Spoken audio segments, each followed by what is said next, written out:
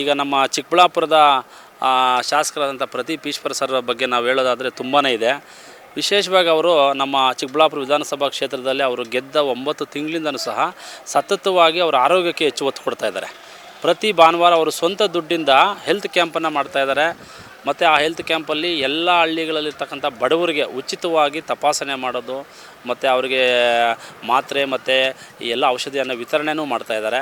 ಮತ್ತು ಅದ್ರ ಜೊತೆಗೆ ಯಾರಿಗಾದ್ರೂ ಶಸ್ತ್ರಚಿಕಿತ್ಸೆ ಅವಶ್ಯಕತೆ ಇದೆ ಅಂದರೆ ಅವ್ರನ್ನ ಪರೀಕ್ಷೆ ಮಾಡಿ ಬೆಂಗಳೂರಿಗೆ ಕರ್ಕೊಂಡೋಗಿ ಶಸ್ತ್ರಚಿಕಿತ್ಸೆನೂ ಸಹ ಮಾಡಿಸಿ ಕರ್ಕೊಂಬಂದು ಉಚಿತವಾಗಿ ಅವರು ಸ್ವಂತ ದುಡ್ಡಲ್ಲಿ ಕರ್ಕೊಬಂದು ಬಡವರಿಗೆ ಮತ್ತು ಈ ರೈತರಿಗೆಲ್ಲನೂ ಅನುಕೂಲ ಆಗುವಂಥ ಕೆಲಸ ಮಾಡ್ತಾಯಿದ್ದಾರೆ.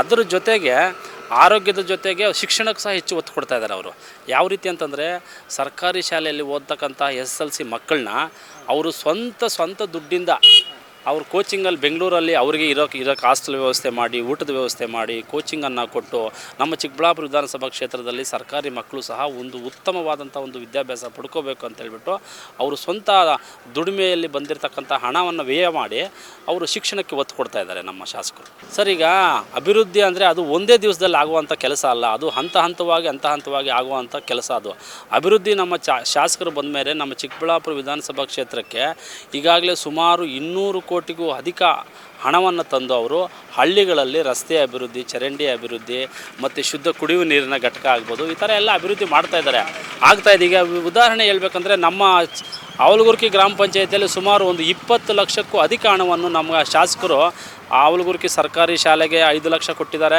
ಕುರ್ಲಹಳ್ಳಿ ಒಂದು CC ರೋಡ್ಗೆ ಒಂದು 5 ಲಕ್ಷ ಕೊಟ್ಟಿದ್ದಾರೆ. ಮತ್ತು ಅವಲಗುರ್ಕಿ ಲೈಬ್ರರಿಗೆ ಒಂದು 2 ಲಕ್ಷ ಕೊಟ್ಟಿದ್ದಾರೆ. ಈ ಥರ ಹಲವಾರು ಅಭಿವೃದ್ಧಿ ಕಾರ್ಯಗಳನ್ನು ಅವರು ಮಾಡ್ತಾಯಿದ್ದಾರೆ. ಇದು ಹಂತವಾಗಿ ಆಗುವಂಥ ಕೆಲಸ. ನಮ್ಮ ಶಾಸಕರಿಗೆ ಇನ್ನೂ 4.25 ವರ್ಷ ಟೈಮ್ ಇದೆ.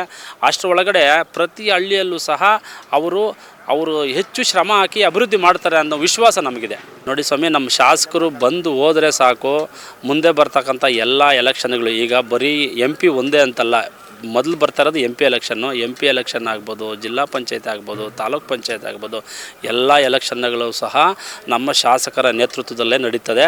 ನಮ್ಮ ಶಾಸಕರು ಎಲ್ಲರನ್ನು ಸಹ ಜೊತೆಗೂಡಿಸಿಕೊಂಡು ಚಿಕ್ಕಬಳ್ಳಾಪುರ ವಿಧಾನಸಭಾ ಕ್ಷೇತ್ರದಲ್ಲಿ ಎಲ್ಲ ಎಲೆಕ್ಷನ್ಗಳಲ್ಲೂ ಸಹ ಮೇಲುಗೈಯನ್ನು ಸಾಧಿಸ್ತಾರೆ. ಶಾಸಕರೊಟ್ಟಿಗೆ ನಾವು ಸಹ ಸದಾ ಇದ್ದು ನಾವು ಕೈಯನ್ನು ಬಲಪಡಿಸುವಂಥ ಒಂದು ಕೆಲಸವನ್ನು ನಾವು ಮಾಡ್ತೇವೆ.